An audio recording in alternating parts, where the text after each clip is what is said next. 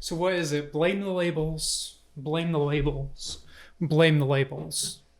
Blame the labels. Or should we do a bit more nuance than that?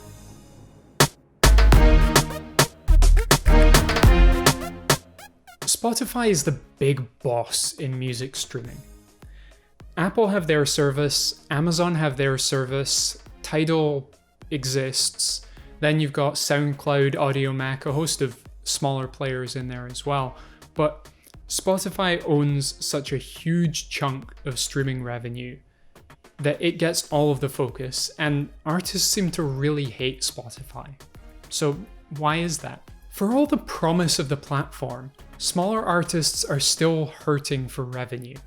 No one is getting their fair value, and in 2020, the year of no touring, artists that are hurting for touring revenue are starting to really feel the squeeze of Spotify's revenue per stream model.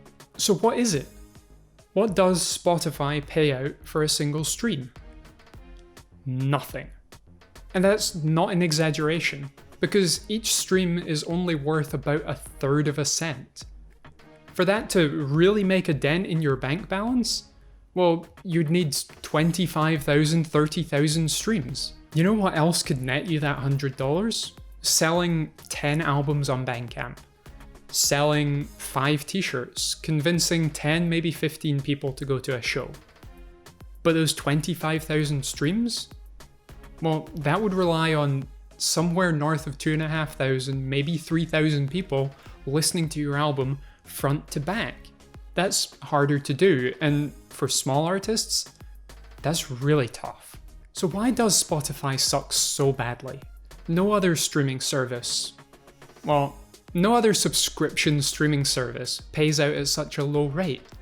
So why is it that Spotify sucks? This is kind of a crap answer, but partly it's scale. See, Spotify charges paid users $10 a month, and you get to listen to an unlimited number of tracks for your $10. So if you want a higher price per stream, then just convince people to pay their $10 a month and listen to only a handful of tunes. Going back to that 1/3 of a cent thing, yep, that's the total payout. And unlike radio stations, Spotify has to pay both performance rights and mechanical rights. So that 1/3 of a cent is split up between writers, performers, and recording rights owners. So small artists get screwed by the tiny royalty payout. But larger artists get screwed too, because that payout has to be split between them, their producers, their songwriters, their label. In fact, Uptown Funk lists 21 different writers or performers, and that's before you look at mechanical rights, which are owned by the label. So now you're splitting that 1/3 of a cent into 22 or more pieces. How do you do that?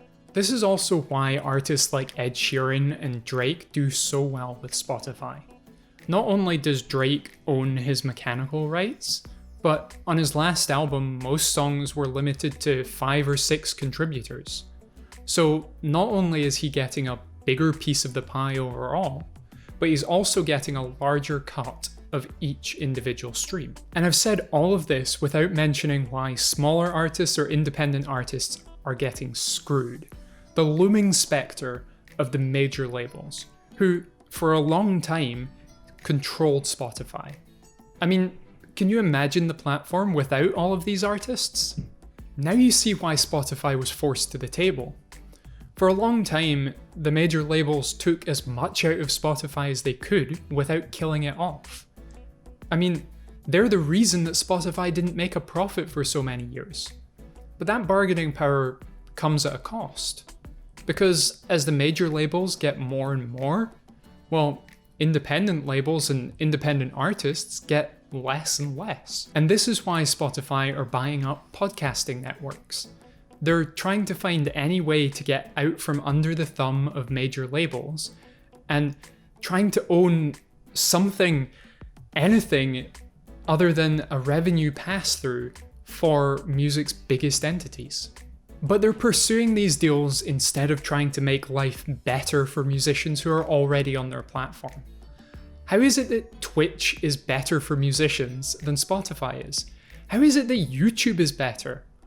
I mean, small artists, independent artists are constantly told that they need to be on Spotify, but they don't get anything meaningful out of it. Why is it that the biggest streaming company in the world has ceded individual artist subscriptions, donations, and live shows to other platforms? Can you figure it out? Because I can't. So here's the secret for smaller artists. You don't need Spotify. Until they invest in tools for in-app purchases, for live shows, for individual artist subscriptions, well, sure, it's convenient, but it's not doing anything for you. And you shouldn't care about them because they sure as hell don't care about you. And until next time, thanks for watching. Like, how is it this bad? They've been around over a decade, they've been successful for over a decade. And how is it still this bad that I'm sitting here in 2020 telling independent artists, you don't need to be on Spotify. They should want to be. Everyone should want to be there.